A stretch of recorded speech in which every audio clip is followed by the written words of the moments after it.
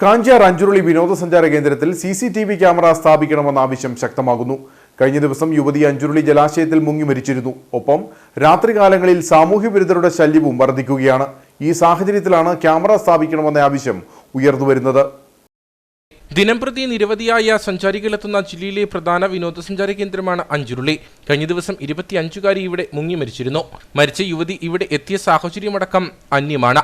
Mobile location അനുസരിച്ചാണ് യുവതി ഇവിടെ എത്തിയതായി വിവരം ലഭിച്ചത്. ക്യാമറയുടെ അഭാവം മരണവുമായി ബന്ധപ്പെട്ടുള്ള അന്വേഷണങ്ങൾക്ക് പ്രതിസന്ധി സൃഷ്ടിച്ചു. കൂടാതെ അഞ്ചുരുളിയിൽ നിരവധി മരണങ്ങളും ഉണ്ടായിട്ടുണ്ട്. ഒപ്പം രാത്രികാലങ്ങളിൽ പലപ്പോഴും സാമൂഹിക വിരുദ്ധരുടെ ശല്യവും ഇവിടെ രൂക്ഷമാണ്. ഈ സാഹചര്യത്തിൽ പ്രദേശത്ത് CCTV ക്യാമറ സ്ഥാപിക്കാനുള്ള നടപടി അധികൃതർ അടിയന്തരമായി സ്വീകരിക്കണമെന്ന് പ്രദേശവാസികൾ ആവശ്യപ്പെട്ടു. അനേകം പേര് ഇവിടെ അഞ്ചുരുളി ടൂറിസ്റ്റ് കേന്ദ്രത്തിൽ വരുന്നതാണ്. അവിടെ ഒന്നാമത് രാത്രിക്കും വരുന്നവരുണ്ട്.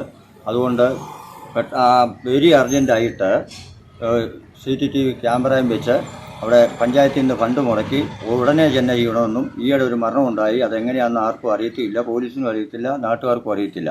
രാത്രി തന്നെ അത് കൊണ്ടുപോവുകയും ചെയ്തു.